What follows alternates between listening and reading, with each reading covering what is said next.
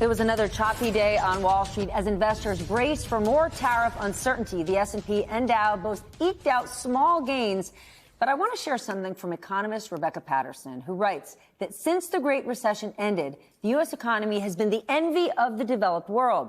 But thanks to Donald Trump's policies, the answer to the question, can America stay exceptional, is no longer a clear yes. That's bananas. Max, you live in Staten Island. Many people who live where you live voted based on the economy. Inflation was killing them. They didn't feel like they were getting a fair shot. And Donald Trump made the promise, day one, he is taking on inflation. Now the message out of this administration is, well, we're going to have a transition period, pain for now, long-term gain later. What are voters in your district? Are they going to give him this time and space? I think some people will, and other people won't. But he owns the economy right now, and he's actually showing a patent disregard for affordability issues. Talks about it really not at all. But the fact that he did win on this issue should be a lesson for Democrats. And that was principally the point that I was, I hope respectfully, objecting to what you said, which is that the Democrats don't have a messaging problem. Maybe they do slightly, but they have an operational challenge. They can't get things done.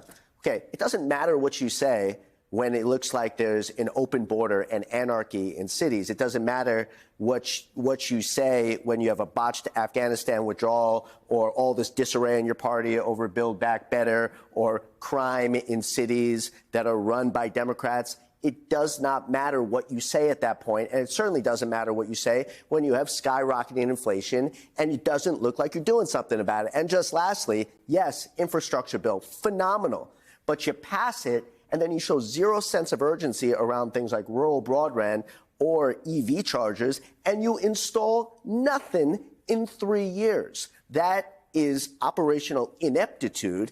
And people can see through that, because I'll tell you one thing I know about voters on Staten Island or anywhere else.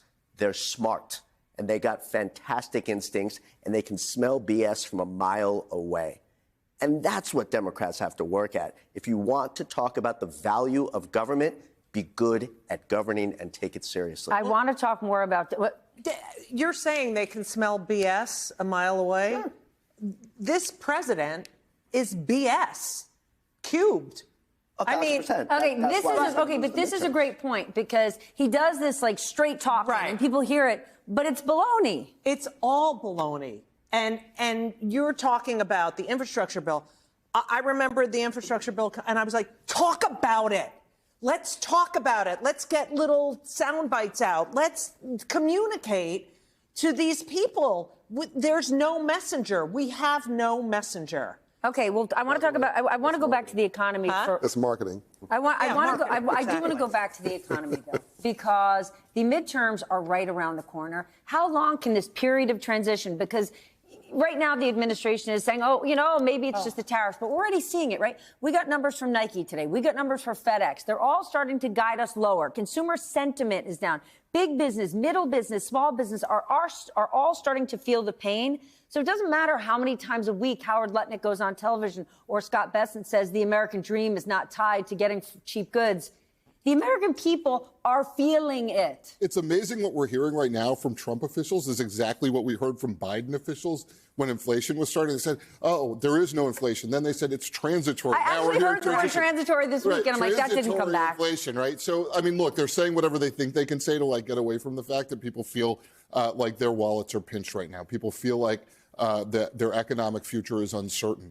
And that may not be the case, by the time of the midterms, but I think there's a lot of reason for people to feel kind of dark about it right now. You're looking at, the threat of tariffs that will, drive up prices for consumers. And so I go back to Maslow's hierarchy of needs, and I hate to get super nerdy here, but... You can't help yourself?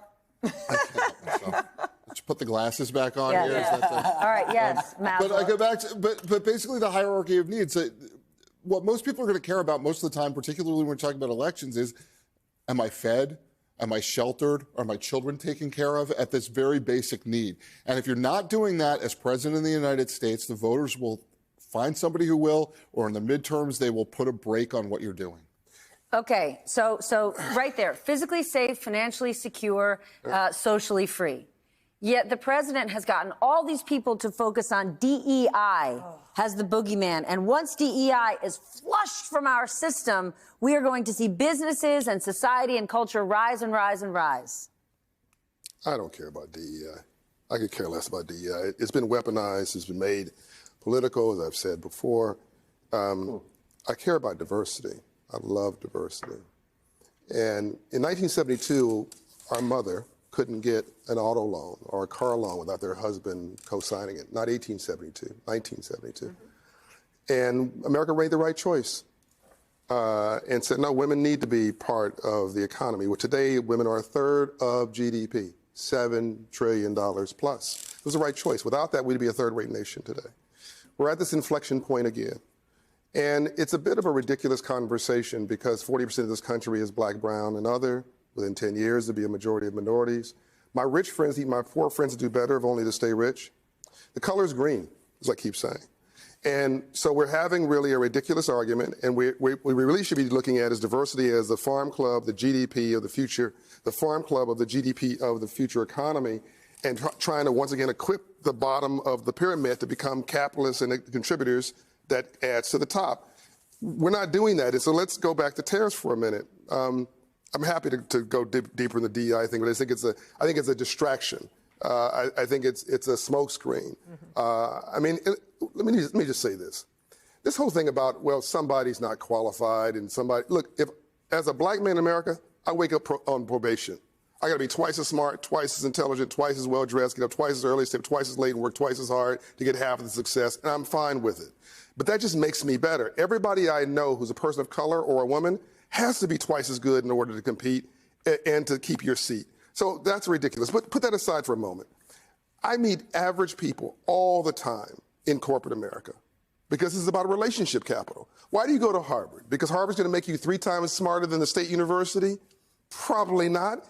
The class of 2025 is going to hook each other up for 40 years. You go to Harvard because top investment banks only recruit from 5 universities, and Harvard is one of them. Private clubs the same way.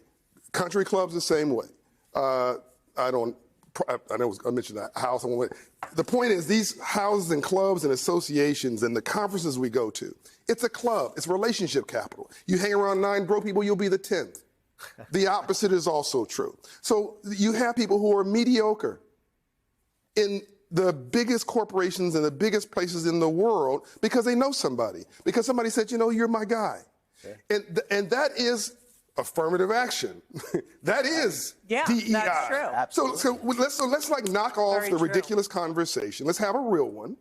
The real one is that this is a smokescreen. It's a distraction.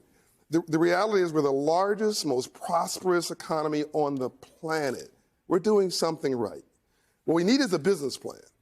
And that business plan, put that aside for a minute, tariffs, we need a financial literacy lesson. Tariffs are a tax on the American consumer. Yeah, and I'm not saying for or against it. It is actually could be a short-term negotiating tool. So I'm not being. Not when you're using it against our next-door neighbor, Canada. Probably not a good idea to get in a fight with our friends and appease our enemies. But that's people have more intel than me. Maybe they have a different strategy. All I'm saying is, if you're the CEO of a major corporation, you get a tariff, you have little choice than to pass it on to your consumer, who've already said are living from paycheck to paycheck. Put that aside for a moment. If we wanted this to work, the president would have had to gone a year before the election and said, look, 100 big companies, I'm going to have a tariff. I want to bring everything back home. I need you all to go to your shareholders, your governance group, your board of directors, allocate capital, because I want you to put a factory in Akron, Ohio. Or I want you to put a factory in West Virginia.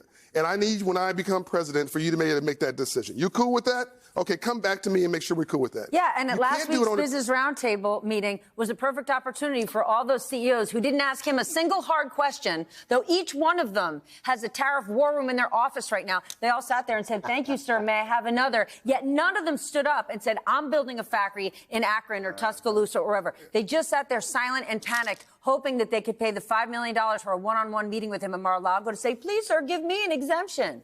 I'm not criticizing, because I really want him to be successful.